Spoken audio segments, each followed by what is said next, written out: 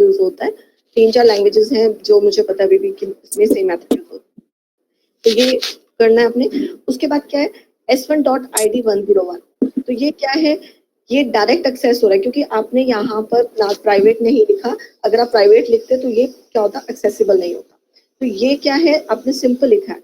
तो ये ध्यान में रखना कि बाय डिफॉल्ट इन जावा जितने भी डाटा होते हैं they are protected.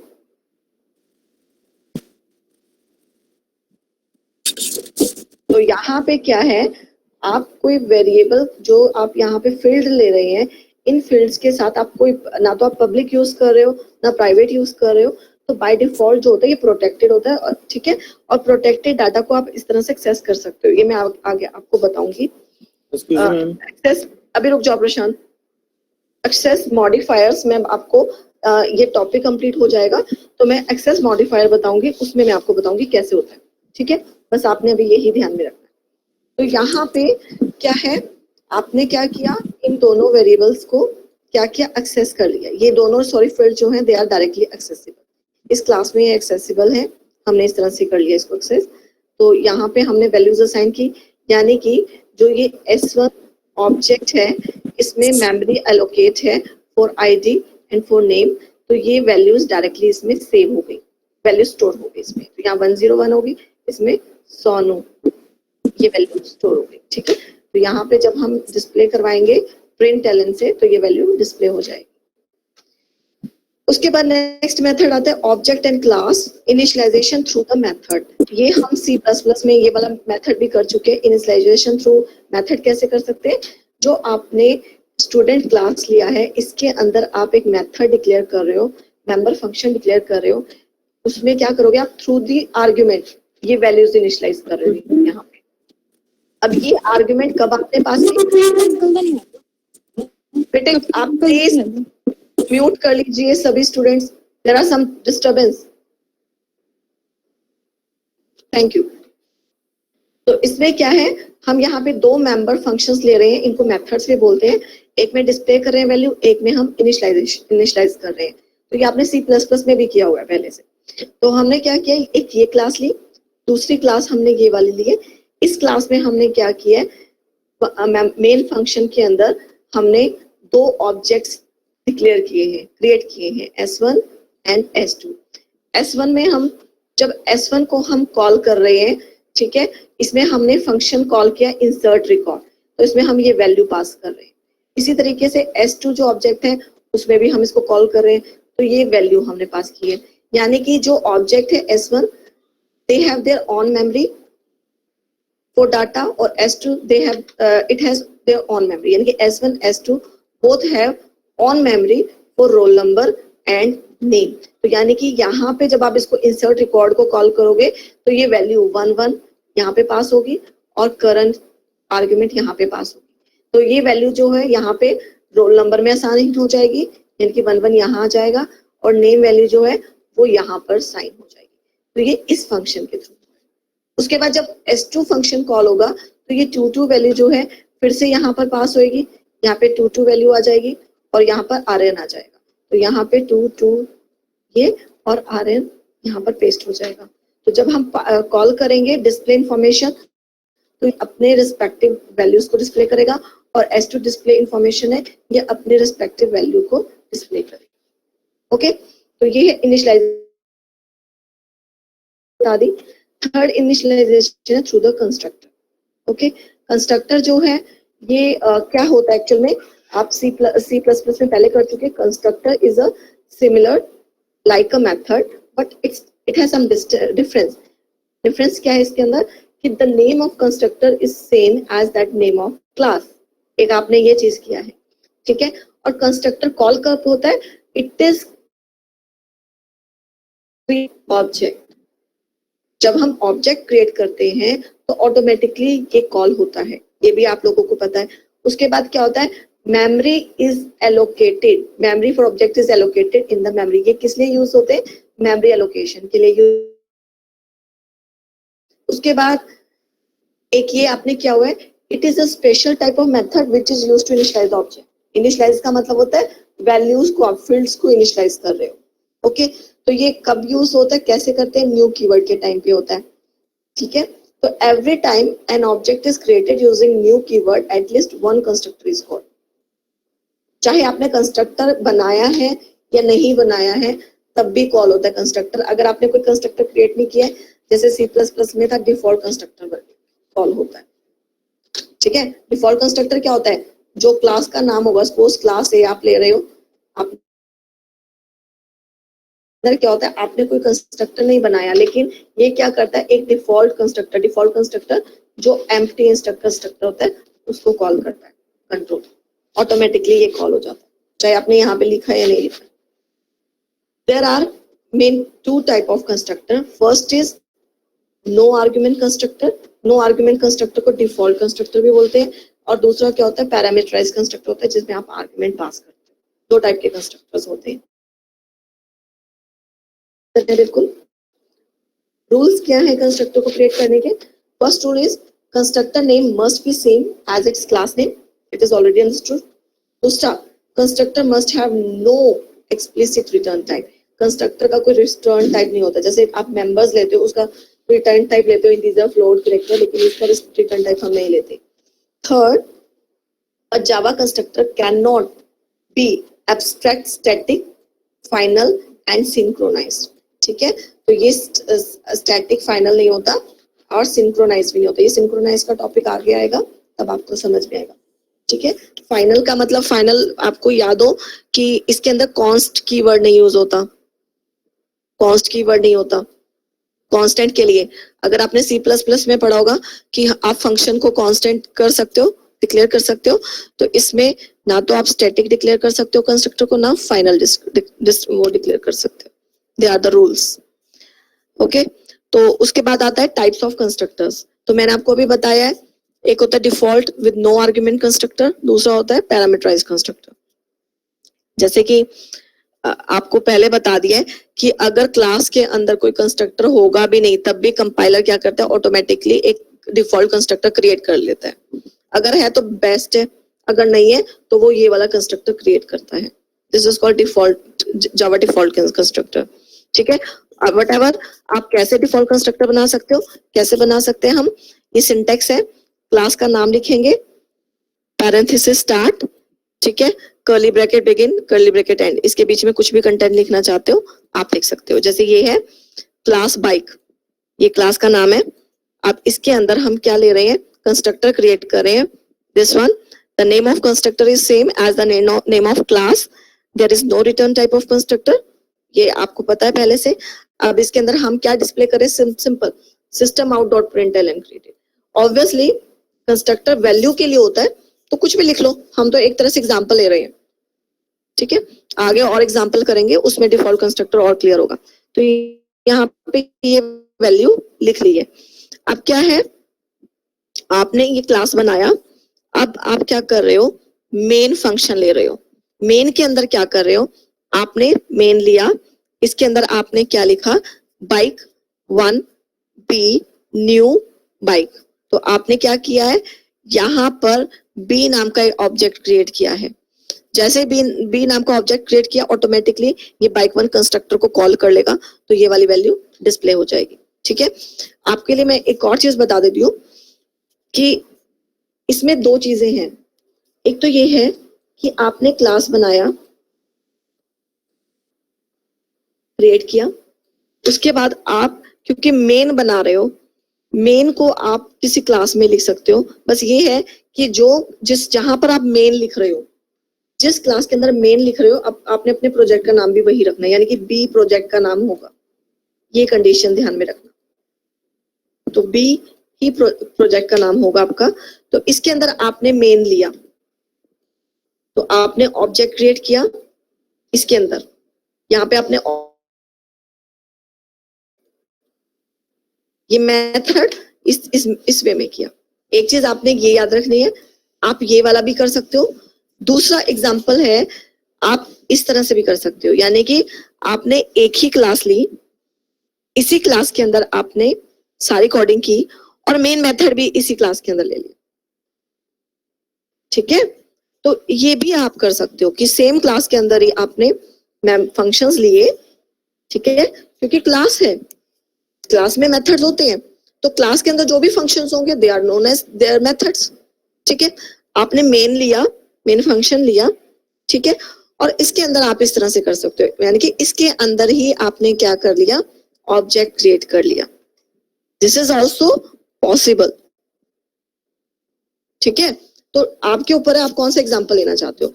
I always prefer कि आप अगर एग्जाम में करना चाहते हो तो ये वाला एग्जाम्पल लेना, इस टाइप का कंडीशन लेना।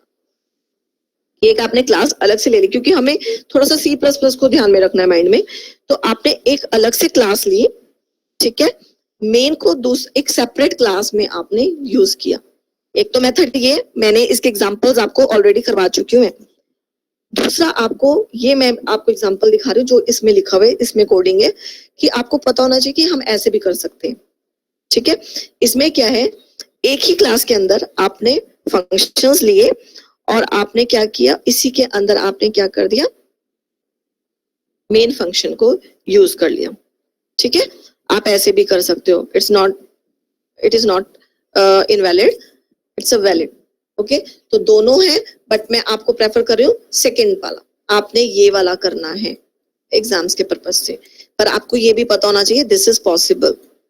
ओके, इसलिए मैंने ये वाला एग्जाम्पल रखा है यहाँ पे कि आपको पता होना चाहिए ऐसे भी कर सकते हैं। उसके बाद नेक्स्ट आता है पैरामीटराइज्ड कंस्ट्रक्टर। पैरामीटराइज्ड कंस्ट्रक्टर में क्या होता है, वी पास आर्ग्यूमेंट्स। तो इसमें जैसे स्टूडेंट 4 हमने क्लास ली, इसमें हमने एक वेरिएबल डिक्लेयर किया आईडी इंटीजर टाइप, दूसरा वेरिएबल डिक्लेयर किया नेम स्ट्रिंग टाइप। अब हम यहाँ पे क्या ले रहे हैं, कंस्ट्रक्टर ले रहे हैं। Student name of constructor is same as the name of class. इसमें हमने क्या लिया, आप इंट आई स्ट्रिंग एन, तो इसके थ्रू आईडी इक्वल टू आई ये वाली वैल्यू स्टोर हो जाएगी और नेम की वैल्यू एन स्टोर हो जाएगी। तो यानी कि जो ये वाली वैल्यूज है ये अब हम कब पास करेंगे, जब हम ऑब्जेक्ट क्रिएट करेंगे।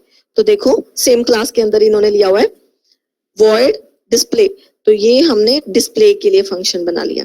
अब हमने इसके अंदर क्या लिया, पब्लिक स्टैटिक void main, हमने मेन फंक्शन लिया, मेन में हम एक ऑब्जेक्ट डिक्लेयर कर रहे हैं S1।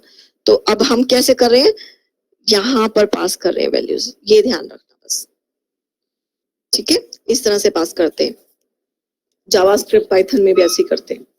उसके बाद S2, इसमें हम इस तरह से पास करेंगे।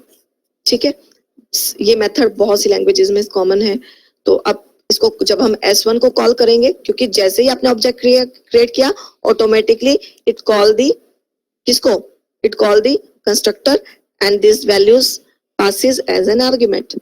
ठीक है, तो S1 से हमारे पास ये वाली वैल्यू डिस्प्ले हो जाएंगी और S2 में क्योंकि वैल्यूज ये स्टोर है, क्योंकि इनके सेपरेट सेपरेट बनेंगे, सेपरेट सेपरेट मेमोरीज लोकेशन है। S1 के लिए अलग मेमोरी लोकेशन है, S2 के लिए अलग मेमोरी लोकेशन है। ठीक है, तो इस तरह से मेमोरी एलोकेट होगी। ओके, तो जावा पैरामीटराइज्ड है। अब ये आपके ऊपर है, मैं बार बार यही बोल रही हूँ कि आप यहाँ तक इसे आप अगर करना चाहते हो इसको अलग क्लास ले लो, और जो ये मेन फंक्शन है इसको अलग क्लास में ले लो। मान लो आपने इसको क्लास ले लिया स्टूडेंट 4 और इसका नाम आपने क्या ले लिया, स्टूडेंट। हाँ जी, किसी को कोई डाउट? मैम जब हम प्रिंट एलन लेते हैं तो फिर हमारा 111 और करंट नेक्स्ट लाइन में नहीं जाना चाहिए? किसमें?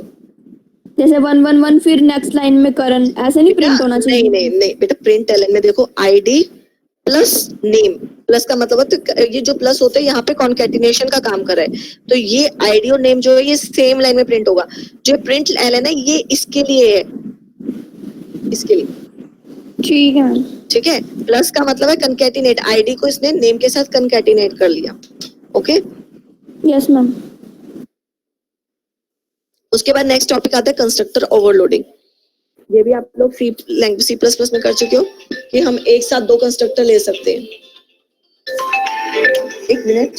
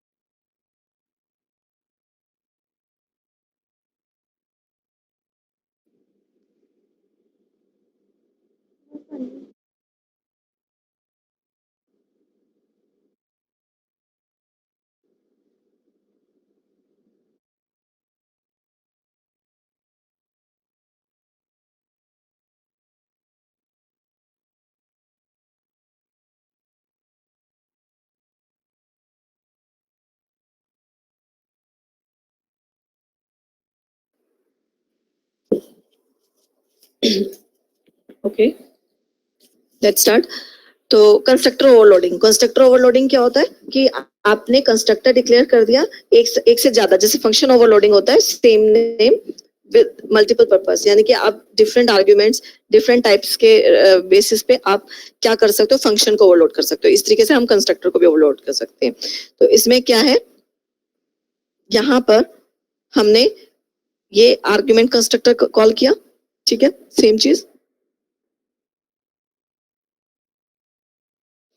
तो इसमें इंट आई और स्ट्रिंग एन हमने लिया। उसके बाद अब एक मिनट, ओके, तो अगर मैं आपसे एक बात पूछूं कि यहाँ पर जब आप इस टाइप का कंस्ट्रक्टर बनाते हो, आपने यहाँ पे क्या किया, दो आर्गुमेंट पास की, ठीक है, आपने ये कंस्ट्रक्टर बनाया। ओके, तो दूसरा कंस्ट्रक्टर हम क्या बना रहे हैं, तीन आर्गुमेंट का बना रहे हैं, ये वाला। ओके, तो यहाँ पे क्या हुआ, आपके पास एक में दो आर्गुमेंट है, एक में तीन आर्गुमेंट है। इट मींस कंस्ट्रक्टर जो है दैट इज ओवरलोडेड, आपने उसकी ओवरलोडिंग की है। फाइन। तो यहाँ पे जब आप, जैसे हमने ये वाला ऑब्जेक्ट बनाया, ठीक है, S1 बनाया, तो ये यहाँ पे हम क्या करें, दो आर्गुमेंट पास करें। इट मींस कौन सा कंस्ट्रक्टर ओवरलोड होगा, कौन सा कॉल होगा, ये वाला फर्स्ट वाला कंस्ट्रक्टर कॉल होगा, ठीक है। ये वैल्यू मेमोरी में स्टोर हो जाएगी S1 के लिए, यानी कि S1 में क्या वैल्यू स्टोर होगी, S1 में 1 1 1 और करण, ठीक है, ये वैल्यू स्टोर होगी। अब इसमें एक और मेमोरी लोकेशन भी तो है, क्योंकि जितने भी ऑब्जेक्ट्स होते हैं बाय, ठीक है, एक ये इंटीजर के लिए, ये एज के लिए, लेकिन आपने दो वैल्यू इनिशियलाइज की है, तो ये वैल्यूज, ये क्या रह गई, ये एम्प्टी रह गए, इसमें कोई वैल्यू इनिशियलाइज नहीं हुई है।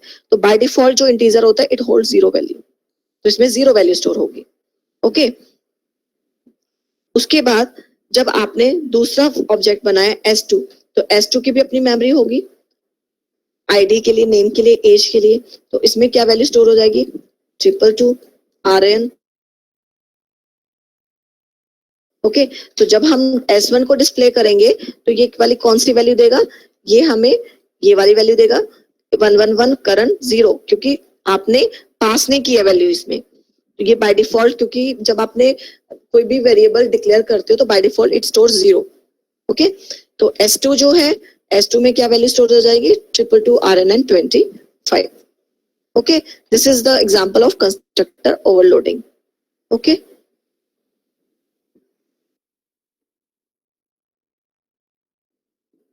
अब जैसे ये वाला एग्जांपल है, मैं आपको बोल रही हूँ कि आपको किस टाइप का करना है, इस टाइप से आप करोगे। इसमें जैसे एम्प्लॉय का एग्जांपल दिया हुआ है, इसमें क्या है, इसमें सबसे पहले एम्प्लॉय में हमने दो वेरिएबल डिक्लेयर, तीन वेरिएबल डिक्लेयर किए, आईडी, नेम, सैलरी, ठीक है। आपने कंस्ट्रक्ट इंसर्ट एक बनाया, ठीक है, ये सिंपल एग्जांपल है, मैंने इसको किसमें ले लिया। ओके, तो आपने क्या करना है, यहाँ पर ये थ्रू द मेथड है। ओके, तो ये यहाँ पे कंस्ट्रक्टर नहीं आएगा, ये थ्रू द मेंबर आएगा, method. Example through the method का है। तो आपने क्या करना है, इस एग्जांपल को काइंडली क्लिक द स्क्रीनशॉट। इसमें हम, आपने जो है ये मेंबर के थ्रू हमने इनिशियलाइज किया हुआ है, आपने इस सेम एग्जांपल को कंस्ट्रक्टर के थ्रू करना है, ठीक है। सेम एग्जांपल आपको कंस्ट्रक्टर के थ्रू करना है, ये आपने आज प्रैक्टिस करनी है इस चीज की। अब ये जो है एक सेपरेट क्लास है और ये सेपरेट क्लास है, ये मैं आपको बताना चाहती हूँ कि आप अगर एग्जाम के पर्पज से करना चाहते हो तो आपने क्लास के लिए अलग सेपरेट क्लास बनानी है, और जिसमें मेन फंक्शन बनाना है उसके लिए सेपरेट क्लास बनानी है, ठीक है। और मैंने आपको एग्जांपल जो दिए हैं वो सेम क्लास के इसलिए दिए हैं ताकि आप अवेयर रहे कि ये इस तरह से भी पॉसिबल है। ओके, तो ये आपका एग्जांपल जो है ये मेंबर फंक्शन के थ्रू है, आपने इसको कंस्ट्रक्टर के थ्रू करना है। ओके, ये मैंने आपको काम दिया है। इसके बाद नेक्स्ट आता है जावा कॉपी कंस्ट्रक्टर। कॉपी कंस्ट्रक्टर ये भी आपको पता है कि आप क्या कर सकते हो, एक कंस्ट्रक्टर को इनिशियलाइज करके उसकी वैल्यूज के थ्रू दूसरे को कंस्ट्रक्टर को इनिशियलाइज कर सकते हो। तो जैसे यहाँ पर है, इसमें आपने 2 पैरामीटर पास किए, एक कंस्ट्रक्टर डिक्लेयर किया। अब कॉपी कंस्ट्रक्टर तो आपको पता है एक क्या होता है, असाइनिंग बाय कंस्ट्रक्टर आप कॉपी कर सकते हो। दूसरा आप कैसे कर सकते हो, by assigning the values of one object into another, ये भी आप कर सकते हो। अगर आपको याद हो, जैसे आपने 2 ऑब्जेक्ट डिक्लेयर किए, सपोज करो O1 दूसरा ऑब्जेक्ट O2, तो अगर आप ये वाली स्टेटमेंट लिखते हो तो आप क्या कर रहे हो, O2 की जो भी वैल्यूज है वो O1 में स्टोर कर रहे हो। अगर आपको याद हो C++ में आपने किया था, बिल्कुल इसमें भी सेम है। मान लो आपने क्या किया, O1 को डिक्लेयर किया, ठीक है। O1 ऑब्जेक्ट में आपने कंस्ट्रक्टर की वैल्यूज को इनिशियलाइज कर लिया, सपोज कीजिए, ठीक है। जैसे ये वाला एग्जांपल है, इसमें सपोज करो आपने S1 को इनिशियलाइज कर लिया। यहाँ पे आपने S1 को इनिशियलाइज कर लिया, S2 को इनिशियलाइज मत करो, S2 को आप एम्प्टी रहने दो, ठीक है। तो आप क्या कर सकते हो, S2 is equal to S1, ये वाला स्टेटमेंट लिख सकते हो। इसका मतलब क्या हुआ कि S1 की वैल्यूज S2 में इनिशियलाइज हो गई। It's a one kind of copy constructor. दूसरा मेथड क्या है, through the object by assigning the values of one object into another, ठीक है, by clone method of the object। तो इसमें एक क्या है, कंस्ट्रक्टर को हम अनदर कंस्ट्रक्टर में कैसे इनिशियलाइज कर सकते हैं, इसके थ्रू। आपने क्या किया, एक ऑब्जेक्ट बनाया, ठीक है। दूसरा मेथड क्या होता है कि आपने अभी मैं आपको बताती हूँ, पासिंग एज एन आर्गुमेंट। मान लो आपने इसको कॉल किया, ये वाला एग्जांपल ही ले लो, ये वाला लिया आपने। आप क्या कर रहे हो, जब ये वाला स्टेटमेंट लिख रहे हो, यहाँ पे आप क्या लिखोगे, student 5 S1 equal to new, उसके बाद आप क्या लिखोगे, स्टूडेंट 5, ये S2 है, सॉरी, आप क्या कर रहे हो, S2 डिक्लेयर कर, स्टूडेंट 5 और आर्ग्यूमेंट में क्या पास कर रहे हो, S1। ये आप C++ में कर चुके हो। आप कंस्ट्रक्टर में एज एन ऑब्जेक्ट आर्गुमेंट पास कर सकते हो। तो क्या कर रहे हो, इसके थ्रू आप कंस्ट्रक्टर को क्या कर रहे हो, इनिशियलाइज कर रहे हो, कॉपी कर रहे हो। तो यहाँ पे जब ये वाला स्टेटमेंट जो है, यहाँ ये क्या करेगा, S1 की वैल्यू पास करेगा, ठीक है। तो ये वैल्यू S1 की इस तरह से कॉपी हो जाएंगी। अब देखो ये एग्जांपल है जो मैंने अभी आपको समझाया है। आपने क्या किया, S1 को इनिशियलाइज किया, उसके बाद S1 को एज एन आर्गुमेंट पास कर दिया, ठीक है। ये कॉपी कंस्ट्रक्टर है। तो आप इतना डिटेल में मत जाएं, बस मैंने आपको टाइप बता दी है कि सिंपल आपने कंस्ट्रक्टर रखना है कि क्या होता है constructor, type of constructor, copy constructor क्या होता है। आपको मैंने कंस्ट्रक्टर की कॉपी करने का एक मेथड बता दिया है। ओके, उसके बाद नेक्स्ट आता है मेथड ओवरलोडिंग, ठीक है। Method overloading it's a kind of function overloading, क्योंकि इसमें एक फंक्शन का कंसेप्ट क्या होता है, जो जितने भी फंक्शंस होते हैं we declare of and define function inside the class, ठीक है। तो जावा के अंदर